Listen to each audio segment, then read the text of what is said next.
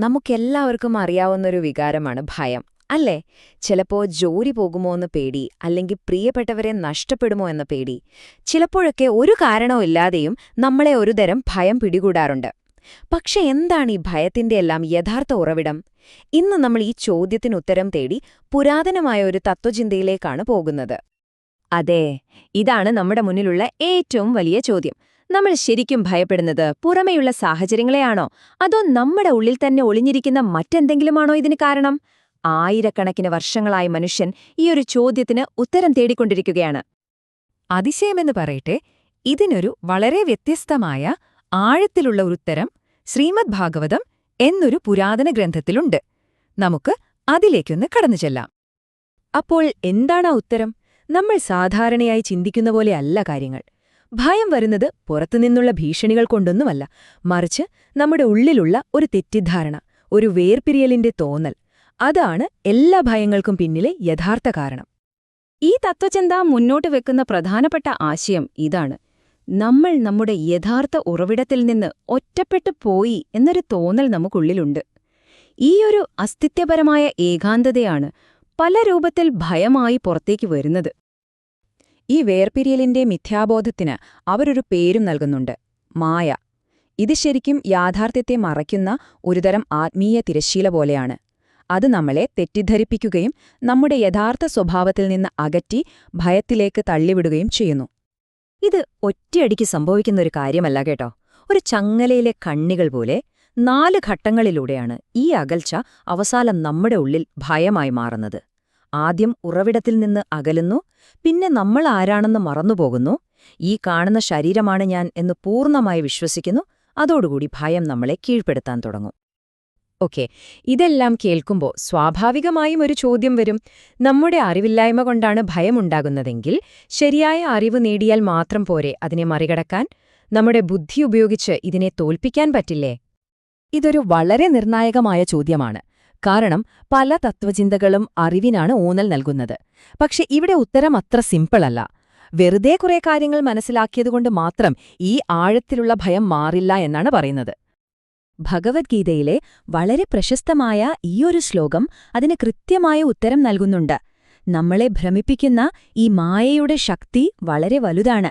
അതിനെ നമ്മുടെ സ്വന്തം പ്രയത്നം കൊണ്ട് മറികടക്കുക എന്നത് വളരെ പ്രയാസമുള്ള കാര്യമാണെന്നാണ് അവിടെ പറയുന്നത്. അപ്പം നമ്മുടെ മുന്നിൽ 2 വഴികളുണ്ട്. ഒന്ന്, സ്വന്തം കഴിവിലും ബുദ്ധിയിലും മാത്രം ആശ്രയിച്ച് ഈ മായയെ മറികടക്കാൻ ശ്രമിക്കുക. ഇത് വളരെ കഠിനമായ വഴിയാണെന്ന് പറയുന്നു. രണ്ടാമത്തെ വഴി, ആത്യന്തികമായ ഉറവിടത്തിന് സ്വയം സമർപ്പിക്കുക. അതുവഴി വളരെ എളുപ്പത്തിൽ ഈ പ്രതിബന്ധം കടന്നുപോകാമെന്നും പറയുന്നു. ചുരുക്കി പറഞ്ഞാൽ ഇതാണ് പ്രധാന ആശയം. ഉയർന്ന ഒന്നിന് നമ്മളെ തന്നെ സമർപ്പിക്കാതെ അറിവുകൊണ്ട് മാത്രം നേടുന്നൊരു മോചനം എപ്പോഴും അസ്ഥിരമായിരിക്കും. ഒരുപക്ഷെ ഒരു താൽക്കാലിക ആശ്വാസം കിട്ടുമായിരിക്കും, പക്ഷെ എപ്പോ വേണമെങ്കിലും നമ്മൾ പഴയ ഭയത്തിന്റെ അവസ്ഥയിലേക്ക് തിരികെ വീഴാൻ സാധ്യതയുണ്ട്. ശരി, അറിവ് മാത്രം പോരെങ്കിൽ പിന്നെന്താണ് ഇതിനൊരു യഥാർത്ഥ പരിഹാരം? ശ്രീമദ് ഭാഗവതം മുന്നോട്ട് വയ്ക്കുന്ന വഴി ഭക്തിയുടേതാണ്. അതായത് സ്നേഹത്തോടെയുള്ള ഒരു സമർപ്പണത്തിന്റെ പാത. ഇവിടെ ഊന്നൽ മായയോട് പോരാടുന്നതിലല്ല, മറിച്ച് നമ്മൾ വേർപിരിഞ്ഞുപോയ ആ ഉറവിടവുമായി സ്നേഹത്തോടെ ഒരു ബന്ധം വീണ്ടും സ്ഥാപിക്കുന്നതിനാണ്. അകന്നു പോയതിനെ വീണ്ടും അടുപ്പിക്കുക, അതാണ് ലക്ഷ്യം. ഈ ആശയം മനസ്സിലാക്കാൻ വളരെ മനോഹരമായൊരു ഉദാഹരണമുണ്ട്.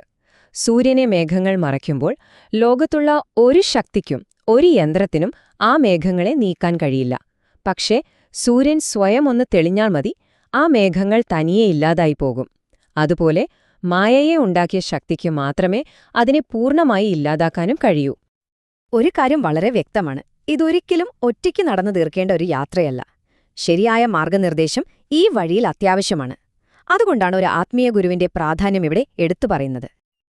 അപ്പോ ഭയത്തിൽ നിന്ന് തുടങ്ങി ഭക്തിയുടെ ഈ പാതയിലൂടെ നമ്മൾ മുന്നോട്ടു പോകുമ്പോൾ എവിടെയാണ് ഒടുവിൽ എത്തിച്ചേരുന്നത്? ഈ യാത്രയുടെ ലക്ഷ്യം ഭയമില്ലാത്തൊരവസ്ഥ മാത്രമാണോ, അതോ അതിനപ്പുറം മറ്റെന്തെങ്കിലുമുണ്ടോ?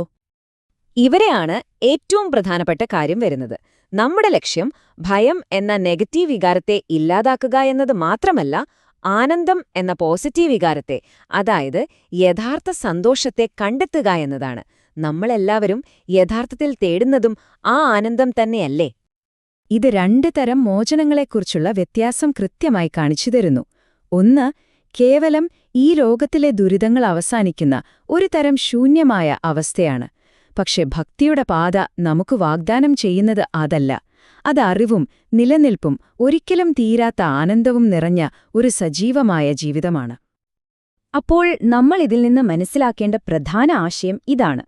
ഒരുപക്ഷെ ഭയം നമ്മളെ ശിക്ഷിക്കാനോ പേടിപ്പിക്കാനോ ഉള്ള ഒന്നല്ലായിരിക്കാം. മറിച്ച് നമ്മൾ നമ്മുടെ യഥാർത്ഥ ഉറവിടത്തിൽ നിന്ന് എത്രത്തോളം അകന്നുപോയി എന്ന് നമ്മളെ തന്നെ ഓർമ്മിപ്പിക്കുന്ന ഒരു സിഗ്നലായിരിക്കാം. അപകടത്തിന്റെ സൂചനയല്ല, ബന്ധം വേർപെട്ടതിന്റെ സൂചന. ഇതൊരു വളരെ ശക്തമായ ചിന്തയാണ്, അല്ലേ?